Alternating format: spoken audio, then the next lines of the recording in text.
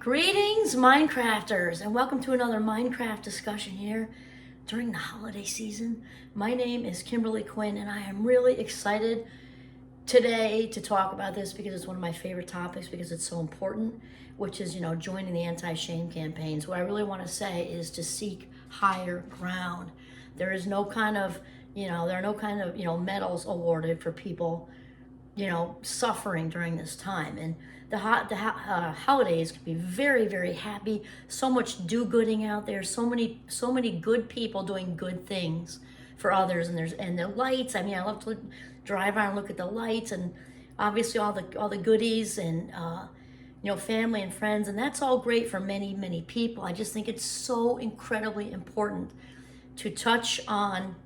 And it's not being a Debbie Downer, it's the reality, because I'm very pro inclusivity. And I know what it's like for the holidays to suck myself. Way back when I was a teenager, and when I was at St. Mike's, and we talked about all that stuff. It was just hard, right? It was, everybody else had a place to go and I didn't, and it was just hard. And I just want to make sure that that people who the holidays, people who are not excited about the holidays coming or even dreading them, that you really be kind and gentle with yourself and seek higher ground. So here's what I'm talking about when I mean seek higher ground.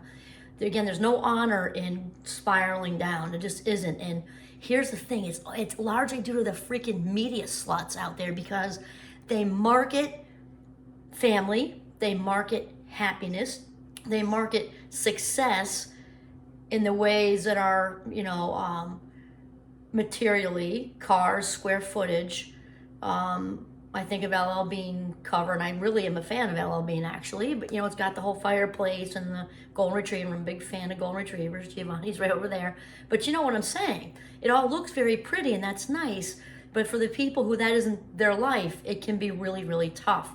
And so the media sluts are very good at tapping into shame. So remember, we've talked, and also guilt would apply here too. So guilt and shame are different, remember, right? Guilt has the message of, I did something wrong. It's an action word. It prevents people from spreading vicious rumors and, punching people in the schnozy and, worse things. And so it has a job. And then even after that job is over, that little job is over, even then it's still really good to let go of the guilt, because it's a gigantic waste of emotion. So the holidays, for some people, can be really good about stirring up, sort of setting the rumination cycle into play. Like all the woulda, coulda, shouldas. I should have done that, could have done, no, guilt. And what if I had done this? What if I hadn't done that?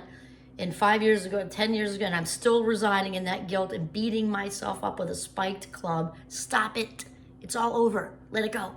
Okay? So that's one thing. And then shame is different from guilt, right? So guilt says, I made a mistake.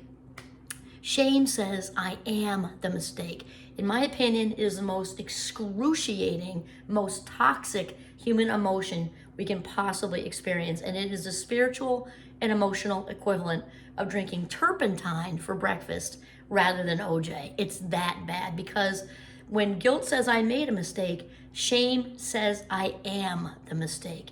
It's in our hard drive, and it's horribly excruciating. It means that in some kind of way, that person is feeling flawed, defective, not enough, deficient, a lot of D words with shame, right? And just feeling like, you just got holes in you, you're just not enough, and there's nothing wrong with you. We might have stuff to work on. There's nothing inherently wrong with you. Your spirit is perfect. So when I'm saying seek higher ground, when you start to feel stirred up, the word trigger is a little overused, I think, because you can have trigger over here, and you can have the whole, like we talk about, spectrum in life. You might be a little stirred up, you might be like middle, pretty stirred up, where you're starting to get agita, from agitate, Italian, right, to full-blown triggered. When you start to feel uncomfortable, pay attention to that. People are so into like raising the bar for stress and how do I handle more and take a, no, lower the bar for stress.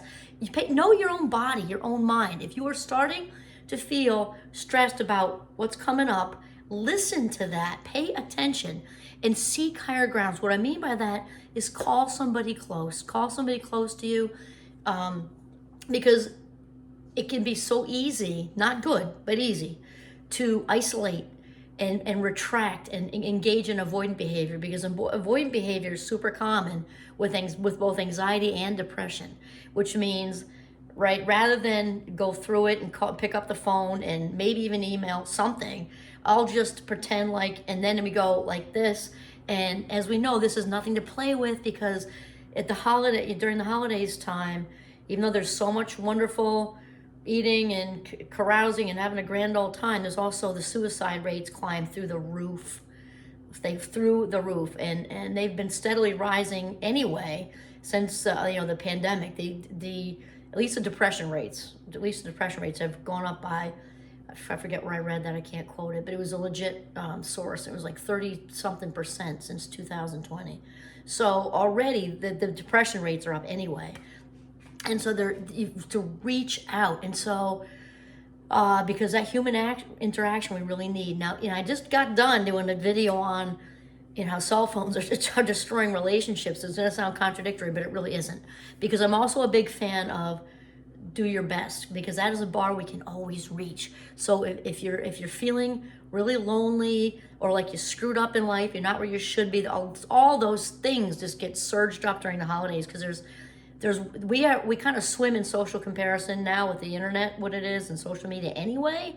But during the holidays, it's very difficult to escape that. Who has what, who has who in their lives, who's got what house, and who's traveling, who's zipping in from graduate school, and who just got a raise, and who just got a promotion, who just got a new job.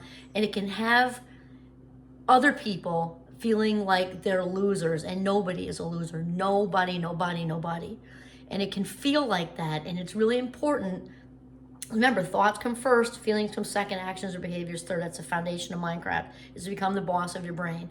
You cannot feel underneath, full of all the shame words like defective, deficient, flawed, broken, all those things. You cannot feel that way if you don't think that way first. It's just impossible. Think about it, right? We removed the brain with kindness and anesthesia and put it up in a fishbowl of formaldehyde on the shelf. You're not feeling anything, because it all starts in the cabeza. So you cannot feel isolated and lonely and all the ways to not feel enough if you don't allow it in here first. Am I saying that's easy? Absolutely not. Am I saying it's that simple? Yes. So here's the thing. Reach out and be around other people, even if it means, I have a good friend who doesn't like the holidays, and he's got his own little routine. He makes shrimp and da-da-da. And so even though he's got his own little routine because he just chooses to opt out, he engages though, and he sometimes schedules Zoom meetings with people. And you know what? That is a good way, especially when people are so busy. Even though I just did something on the opposite with cell phones. That was different though. It's like we're talking about indulgence and lots of screen time. To go on an hour long or half an hour long Zoom call to reach out to people to avoid being lonely, that falls into the healthy category, at least in my opinion. So reach out however you can so that you prevent the spiral down, okay? Because we're all worth it. And it can be very, very difficult during the holidays to realize our own value.